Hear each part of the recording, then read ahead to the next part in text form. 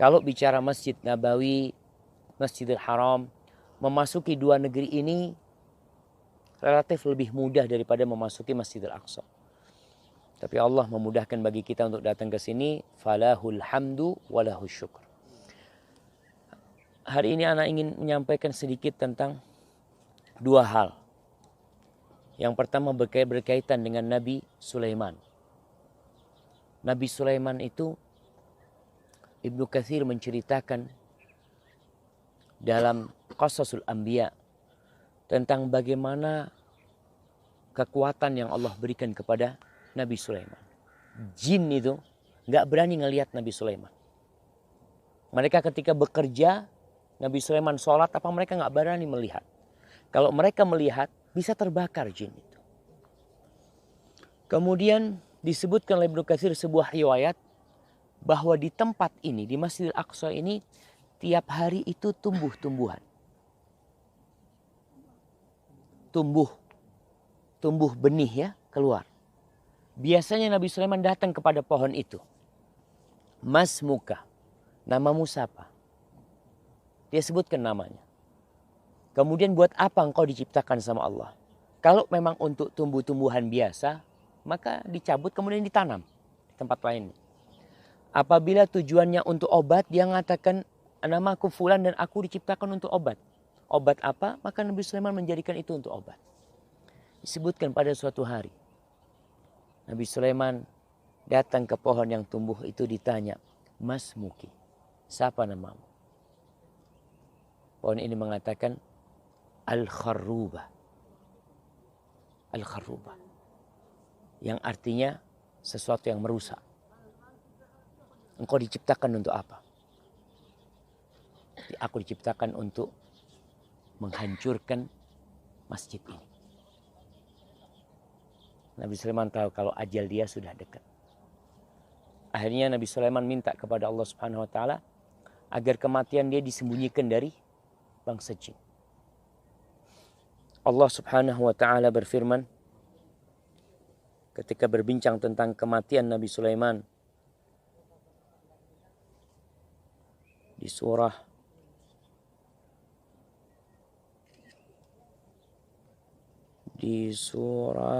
Saba.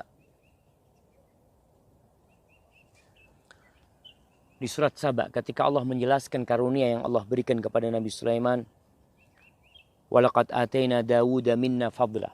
Kata Allah, Nabi Dawud telah kami beri karunia dari Allah.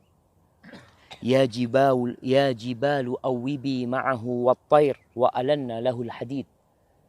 Allah memerintahkan gunung-gunung itu untuk ikut kembali bersama Nabi Daud. Kalau Nabi Daud itu baca Zabur, itu burung-burung gunung-gunung pun menyimak.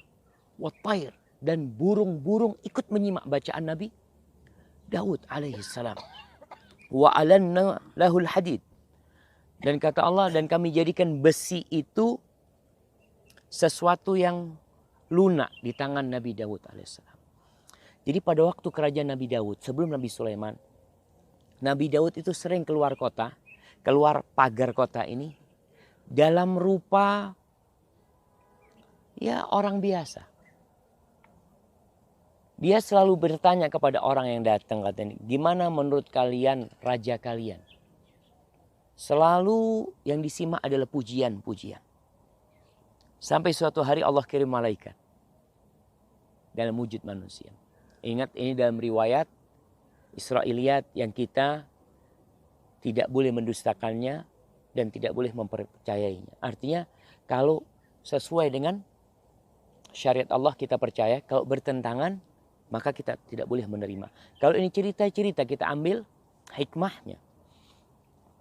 Lalu malaikat ini yang dalam wujud manusia katakan, Daud adalah raja yang baik. Cuma satu kekurangan dia. Apa kekurangan Nabi Daud? Siapa yang tahu? Mukanya ganteng. Masa 100 istrinya gak ganteng?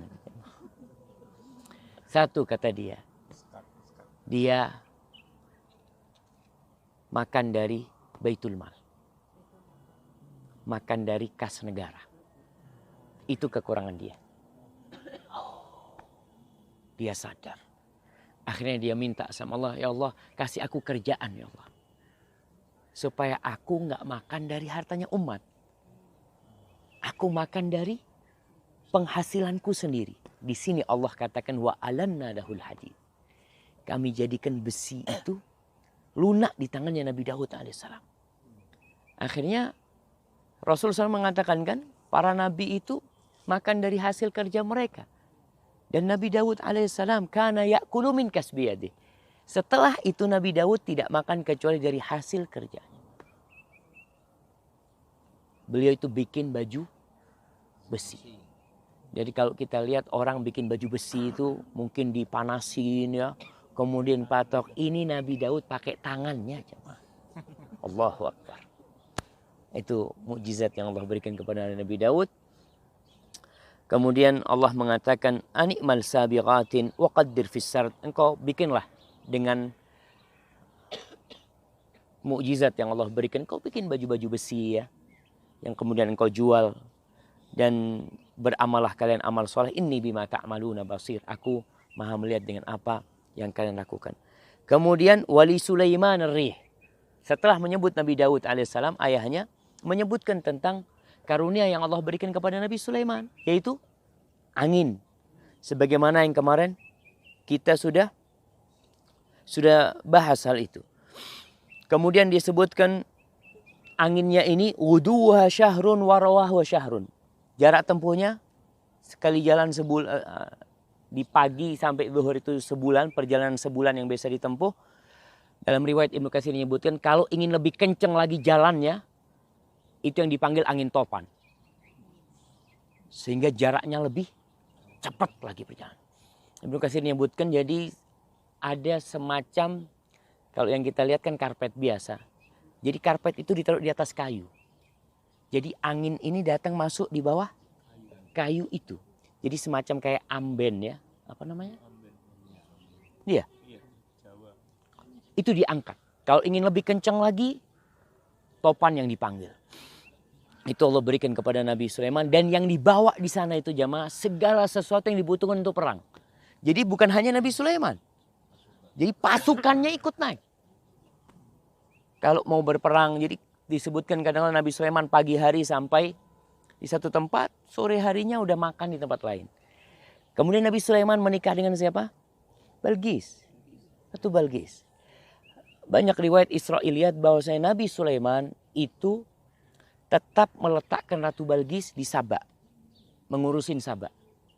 Nabi Sulaiman dalam sebulan 3 malam di tempatnya Ratu Balqis. Naik apa? Naik angin jemaah. Jadi istrinya satu di luar kota. Safar akhirnya. Ini riwayat-riwayat Israiliyat yang disebutkan yang tadi bagaimana sikap kita terhadap riwayat-riwayat tersebut. Kemudian Allah menyebutkan sesuatu yang Allah berikan kepada Nabi Sulaiman. Wa asalna lahu ainal qitr.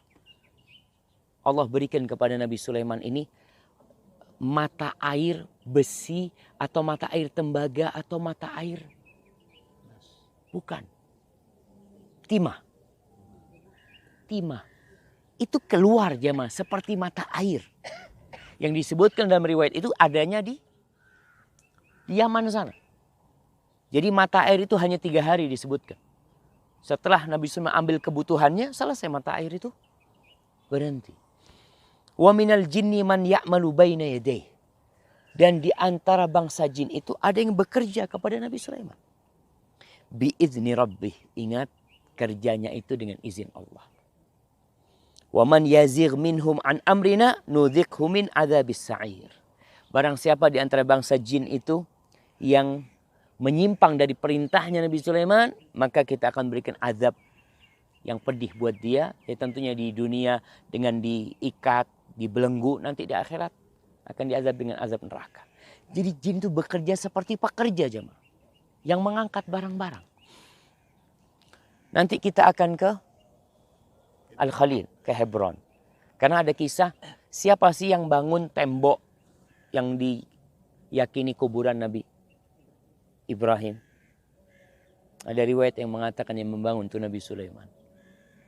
Membangun pagar saja untuk menutup kuburan tersebut. Ya'maluna lahu ma yasha'u min maharib wa tamathila wa jifanin kal jawabi wa qudur rasiyat.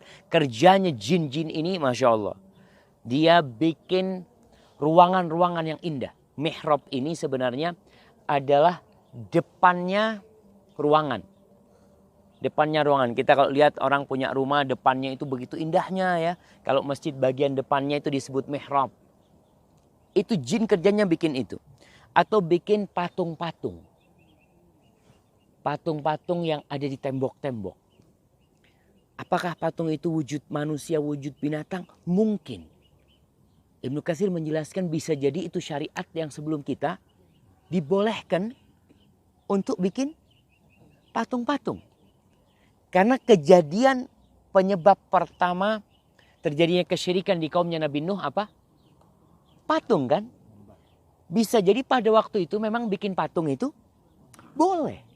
Maka jin ini bikin ya patung-patung, gambar-gambar di dinding ya. Mungkin patung singa apa dia bikin. Wajifanin kal jawabi wa qudurin rasiyat. Dia bikin nampan-nampan untuk makan. Dia bikin panci-panci yang besar yang nggak bisa diangkat sama manusia aja. Karena pasukannya Nabi Sulaiman banyak yang harus ngasih makan mereka. I'malu ala Dawud syukra wa qalilun min ibadiyas syakur. Allah katakan kalian beramalah wahai keluarga Daud sebagai bentuk syukur. Kita ini kalau dikasih nikmat hendaklah menjadikan nikmat itu sarana untuk beribadah.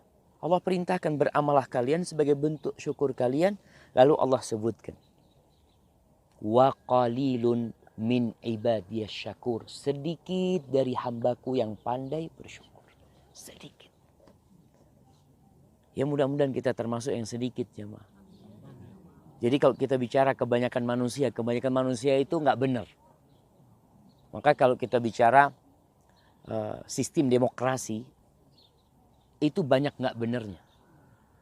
Kenapa? Karena mereka berlandaskan suara terbanyak.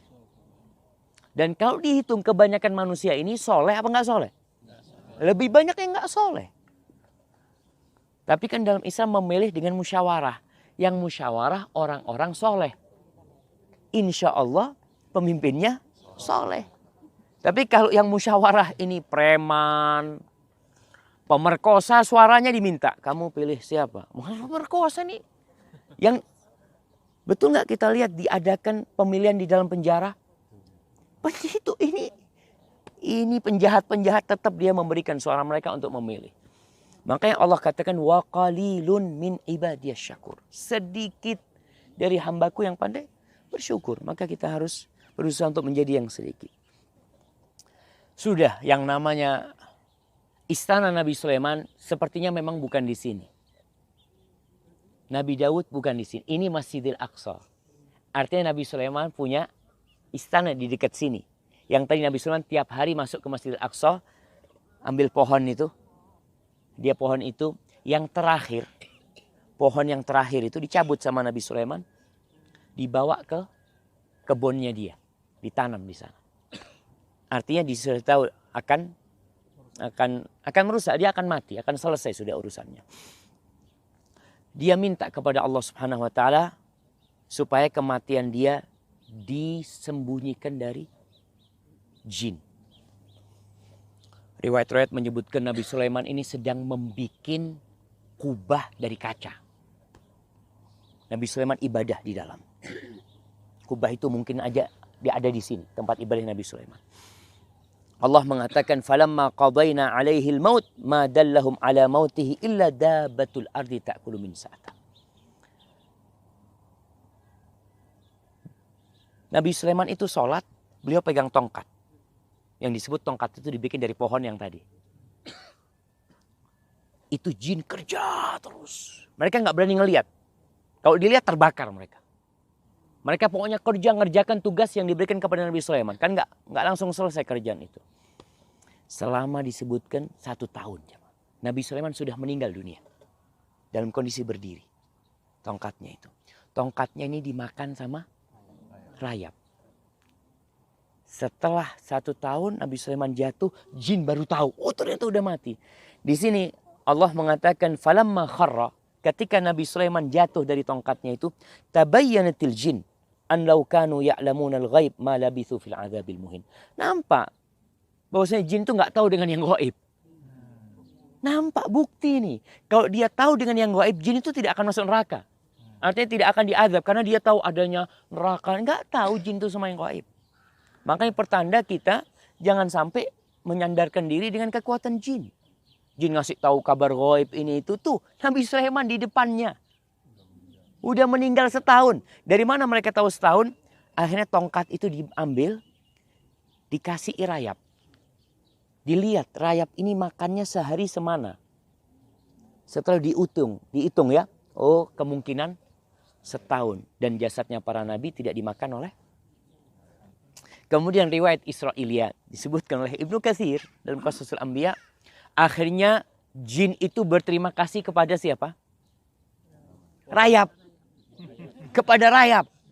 Dia mengatakan, oh, kalau engkau itu seorang manusia kita akan jadikan engkau apa macam-macam. Tapi karena engkau rayap dan gak butuh apa-apa, maka janjinya jin kami akan bawakan buat engkau air dan tanah.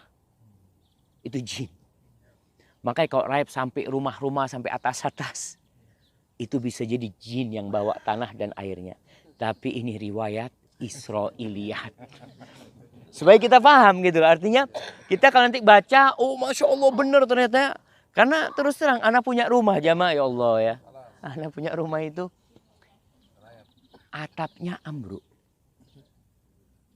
Anak lihat kok bisa ternyata rayap itu hidup di atas. Di atas. Jadi lewatnya mana wallahu a'lam. Percaya tuh. Siapa yang bawain tanah sama air? Artinya ini riwayat Israel, tapi paling enggak kita paham bahwasanya jin ini akhirnya mereka bisa bebas dari Nabi Sulaiman. Karena kerajaan dilanjutkan oleh anaknya Nabi Sulaiman. Dan anaknya tidak punya kuasa atas jin. Jadi mereka yang bertahun-tahun jadi pekerja ya. Akhirnya pada kabur semuanya. Dan berterima kasih kepada siapa? Rayap. Wallahu a'lam bishawab. Ingat Ibnu Katsir setelah cerita ini, beliau menjelaskan ini termasuk dari Israiliyat yang kita tidak mempercayainya dan tidak pula mendustakannya. Bisa jadi itu benar. Baik, karena hari ini kita akan ke Hebron. Di situ ada kuburan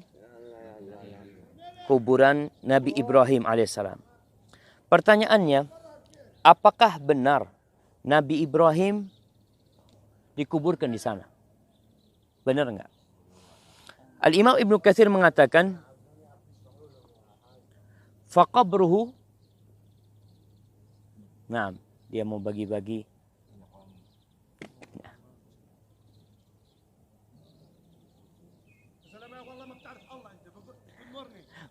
صباح الخير.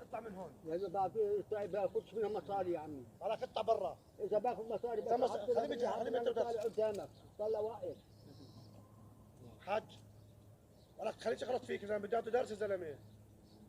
انا اقطع الدرس عشان لا مش طالب انا مش طالب ما انا واحد. مش طالب خلص اسكت بس خليك تعطوني يا عمي. تفضل خليه ما درس. جزاك الله خير. سامحونا والله جزاك الله خير استاذنا. سامحونا استاذنا. روح انت اللي بتعيط. طب روح روح يا عم مشان الله تحطهم بره فضحنا خزانه مشان الله زلمه. نعم. Dia suruh pergi sana, ini lagi ada kajian, kata dia jangan diganggu, kata dia. Tapi memang kadang-kala dia datang memang minta sedekah sebenarnya jamaah mereka seperti itu. Nah, iya. Baik, berkaitan dengan Nabi Ibrahim, apakah yang akan kita kunjungi nanti itu benar kuburannya Nabi Ibrahim alaihissalam? Ibnu Katsir menyebutkan, faqabruhu ay Ibrahim, yakni kuburan Nabi Ibrahim alaihissalam, wa qabru waladihi Ishaq, dan kuburan anaknya Ishaq, wa qabru waladi waladihi, dan kuburan anak-anaknya. Siapa namanya? Yaqub alaihissalam. Fil murabba'ah allati banaha Sulaiman bin Daud alaihissalam. Berada di murabba'ah itu segi 4. Jadi ada tembok segi 4 yang dibangun oleh Nabi Sulaiman di sana. Jadi bukan masjid. Nabi Ibnu Katsir menyebutkan di situ nggak ada masjid. Yang ada di sana adalah kuburan yang dipagar. Pagarnya itu segi 4. Dan disebutkan kuburannya ini nggak ada pintunya. Jadi hanya untuk melindungi kuburan Nabi Ibrahim alaihissalam. Kemudian disebutkan oleh Ibnu Katsir bi balad Hebron. Nama negerinya namanya Hebron. Wa huwal balad al-ma'ruf bil Khalil al-yawm, yang sekarang dikenal dengan sebutan Khalil. Wa hadza mutalaqqa, kata Ibnu Katsir, dan keyakinan ini bahwa situ di situ ada kuburannya Nabi Ibrahim bersama keluarganya, ini diterima bitawatur ummatan ba'da ummah, yang didapat secara mutawatir dari umat yang sebelumnya ke umat yang selanjutnya, wajilan ba'da jil, dari generasi selanjutnya, sampai menyebutkan di situ tuh tempat kuburan Nabi Ibrahim, min zamani Bani Israel ila zamanina hada. Kata Ibnu Katsir, dari zaman Bani Israel sampai zamannya Ibnu Katsir, bahwasanya tempat itu adalah kuburannya Nabi, bukan masjid. Ingat, kuburannya Nabi Ibrahim alaihissalam. Anna qabrahu bil murabba' tahqiqan, secara pasti di sana kuburannya. Fa amma ta'yinuhu minha falaysa fihi khabarun sahih. Tapi menentukan yang mana kuburannya itu enggak ada khabar yang sahih. Ingat, berada di tempat itu. Artinya kalau kita bicara, kalau kita berangkat ke Madinah, ke kuburan Uhud, kita bisa lihat mana kuburan sahabat fulan, mana kuburan sahabat fulan. Di situ ada 70 sahabat yang meninggal dunia, tapi kita tahu semuanya ada di sana. Kalau yang mana, wah ini yang membutuhkan berita yang sahih. Kuburan Nabi Ibrahim yang di sana, kita nanti akan lihat memang dikatakan ini kuburannya Nabi Ibrahim, ini kuburannya Ishak, ini nggak ada yang tahu. Karena di lokasi itu benar. Maka beliau mengatakan, falaysa fi khabarun sahih anil ma'sum. Tidak ada berita yang sahih dari Nabi Muhammad SAW tentang mana lokasi kuburan yang sahih. Siapa yang membangun tembok itu? Kuburan ini jamaah berada dalam gua, dalam tanah. Jadi semacam kuburan keluarga. Kuburan keluarga. Kan kita di Indonesia kadang-kadang ada kuburan keluarga di sana yang kemudian dipagar. Modelnya seperti itu. Kemudian dipagar oleh Nabi Sulaiman. Ada riwayat yang mengatakan jin yang membangunnya. Wallahu a'lam bishawab. Tapi yang jelas kuburan itu dilindungi supaya tidak ada yang mengganggunya. Di masa Nabi Sulaiman. Kemudian pertanyaannya, apakah kuburan itu sudah ma'ruf di masa Nabi Muhammad SAW? Memang ada riwayat-riwayat. Ini sebuah riwayat yang dhaif, bahkan dikatakan maudhu, bahwa Nabi SAW ketika Isra Mi'raj, ketika beliau Isra, beliau lewat sana. Kemudian Jibril mengatakan, ya Muhammad, wahai Muhammad, engkau turun. Di sini kuburannya kakekmu Ibrahim. Engkau sholat di sana. Tapi riwayat ini tidak sahih. Kemudian riwayat kedua, bahwa ada hadis Nabi SAW mengatakan barang siapa yang tidak bisa berziarah ke Masjid Nabawi atau ke kuburan Nabi SAW, hendaklah berziarah ke kuburan Nabi Ibrahim alaihissalam. Tapi riwayat itu semuanya tidak benar dan tidak sahih. Buktinya apa? Buktinya di masa para sahabat Nabi, ketika Umar bin Khattab masuk ke Masjidil Aqsa, masuk ke Yerusalem, nggak ada riwayat para sahabat pada berziarah ke Hebron, pada ziarah ke sana, nggak ada. Karena memang tidak disyariatkan, la tusyaddu rihal illa ila thalatha masajid. Kemudian dengan berjalannya waktu, disebutkan bahwasanya kira-kira tahun 38 sebelum Masehi, ketika negeri ini dikuasain oleh Romawi, dibangunlah di atas tembok yang segi 4 itu bangunan. Bangunan apa? Gereja. Tempat ibadah mereka. Ini seperti yang disebutkan oleh Nabi SAW ketika Ummu Salamah berangkat ke Habasyah. Dia melihat di situ banyak gambar-gambar, bukan foto-foto ya, lukisan-lukisan, patung-patung di mozaik, mungkin di gereja-gereja yang ada di sana. Maka Rasul sallallahu alaihi wasallam mengatakan la'natullah 'alal yahud wan nasara. Allah melaknat orang-orang Yahudi dan Nasrani. Kenapa? Ittakhadhu qubur anbiya'ihim masajid. Mereka menjadikan kuburan nabi mereka itu sebagai masjid-masjid, tempat ibadah. Artinya masjid yang buat kita, dulu mereka juga punya masjid, tempat ibadah mereka. Sebagaimana nama ini sejak dulu namanya Masjidil Aqsa. Jadi mereka menjadikan kuburan para nabi itu sebagai tempat ibadah. Maka yang pertama membangun tempat ibadah di atas kuburan Nabi Ibrahim dan keluarganya siapa? Herodos. Yang dikatakan dari Romawi pada waktu itu. Dia bangun. Jadi pondasinya nanti akan kita lihat itu. Makanya para ulama menjelaskan kalau kita berangkat ke sana, kita akan melihat bangunan ini kayak benteng. Kita itu akan naik. Karena memang ada tembok yang besar sekali. Yang kalau yang membangun Nabi Sulaiman kita bisa bayangkan seperti apa kira-kira bangunannya pada waktu itu. Dibangun oleh Herodos lah pada waktu itu. Ketika umat Islam berkuasa kembali kepada masa Umar bin Khattab radhiyallahu taala, Umar tidak ada berkunjung ke sana, tidak ada para sahabat yang meriwayatkan mereka sholat di sana, mengunjungi Nabi Ibrahim alaihissalatu wassalam, nggak ada. Kemudian ya sudah, tempat itu tetap menjadi makbaroh, kuburan. Kapan berubah menjadi masjid? Diriwayatkan pada masa Salahuddin Al-Ayyubi. Jadi Salahuddin Al-Ayyubi itu datang setelah masanya Fatimiyah. Fatimiyah itu penguasa Mesir dari golongan Syiah. Mereka yang membangun kuburan-kuburan, membangun masjid-masjid, kubah-kubah di atas kuburan itu disebutkan yang pertama kali adalah kelompoknya Syiah Fatimiyah. Generasi yang selanjutnya terpengaruh dengan tradisi yang sebelumnya. Biasanya kan orang melihat banyak bangunan bagus-bagus ya. Kemudian mereka ingin mengadopsi hal itu untuk dilanjutkan di pemerintahan yang selanjutnya. Maka kalau benar itu yang dilanjutkan, yang membangun adalah Salahuddin Al-Ayyubi, maka karena terpengaruh dengan peradaban Fatimiyah. Jamaah, kalau kita lihat di masa Rasul SAW masjid itu nggak ada kubahnya.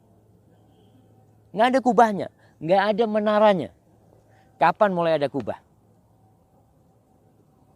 Setelah meluasnya negeri Islam. Ketika mereka masuk ke daerah Syam, mereka masuk ke daerah Persia, peradaban mereka ini lebih dahulu. Secara arsitek orang-orang Persia itu bagus-bagus. Yang namanya diwan itu bangunan yang model kubah gini, yang nggak ada tiangnya. Itu dimulai dari Persia. Maka umat Islam pada waktu itu mulai membawa peradaban ya arsitek yang bagus buat mereka, dibawa ke negeri Islam, dibangunlah masjid. Makanya kalau kita lihat gereja ada kubahnya, ada menaranya. Jangan dikatakan oh mereka mencontoh umat Islam gitu ya. Enggak. Bahkan mereka lebih dulu dari kita. Jadi itu memang bangunan yang ada pada masa itu seperti itu. Kalau kita berangkat ke Andalusia, kita berangkat ke Masjid Cordoba, bangunan itu sejatinya adalah memang gereja. Ketika masuk ke sana umat Islam dibagi dua, separuh buat umat Islam sebagai masjid, separuhnya gereja. Setelah itu dibeli semuanya dijadikan masjid oleh umat Islam dengan kondisi bangunan seperti itu yang bagus sekali. Kembali kepada Al-Khalil. Maka kita nanti berkunjung ke sana bukan dengan niat berziarah, menziarahi kuburan Nabi Ibrahim alaihissalam. Kita sampai sana, oke, kita sudah sampai di sini, kita ingin melihat mana sih yang dikatakan kuburan Nabi Ibrahim. Yang jelas di sana benar, insya Allah terdapat kuburan keluarga Nabi Ibrahim. Tapi yang mana wallahu alam. Kita ke sana mengucapkan salam, kita melihat. Kenapa jamaah? Karena kita sebenarnya tidak boleh melakukan perjalanan beribadah kecuali ketiga masjid. Masjidil Haram, Masjid Nabawi, dan Masjidil Aqsa. Jadi kita ke sana bukan mau ke masjidnya Nabi Ibrahim, bukan. Kita datang ke Hebron, ya kita lihat ini loh sejarah yang ada, kita lihat katanya di sini kuburkan Nabi Ibrahim, maka kita datang ke sana sekedar untuk mengucapkan salam, kemudian mendoa, bukan berdoa di sana, artinya tidak ada hadis yang menyatakan doa di kuburan Nabi itu mustajab. Maka kita tidak boleh memang sengaja cari kuburan-kuburan karena berharap insya Allah doa di sini mustajab. Karena banyak buku-buku yang menjelaskan hal itu. Bahkan ada penulis yang mengatakan dari Palestina, aku punya masalah pada waktu itu, aku berangkat ke Hebron, di sana aku pegang itu kelambunya, aku menangis minta sama Allah, pulang dari sana Allah kabulkan aku. Ya, Paman mengatakan bukan karena kuburannya dikabulkan, bisa jadi karena kebenaran doa dia. Orang musyrik pun ketika dia berdoa dengan sungguh-sungguh, Allah kabulkan doanya. Ketika dia ikhlas dalam hal itu. Maka bukan karena tempatnya, tetap kita dalam beragama bersandar kepada Al-Quran, bersandar kepada sunnah Nabi SAW, berdasarkan pemahaman para salafus saleh. Jadi kemudian jadilah ini masjid sekarang. Ketika kaum salibiyun masuk ke sini, para salibis masuk ke sini, itu diganti lagi jadi gereja. Jadi masa Salahuddin jadi apa? Jadi masjid. Sebelum Salahuddin kan mereka jadikan gereja. Akhirnya di masa Salahuddin dibangunlah masjid. Karena sudah ada bangunan tadi di sana, diteruskan dan sampai sekarang dibagi menjadi dua. Jadi kita ke sana bukan hendak sholat di masjidnya, maka tidak perlu kita sholat di sana. Nggak perlu, kita cuma sana. Karena itu kuburan sebenarnya. Itu sebenarnya kuburan yang dibangun di atas bangunan. Dan di sebelahnya itu sinagog sudah. Sebelahnya itu memang dibagi dua akhirnya bangunan tersebut. Hadza wallahu a'lam bishawab. Karena ada larangan sholat di masjid yang ada kuburannya atau kita sholat menghadap kuburan. Taib. Kalau ada pertanyaan? Nah, sebelah kanan dulu nih Bang. Taib.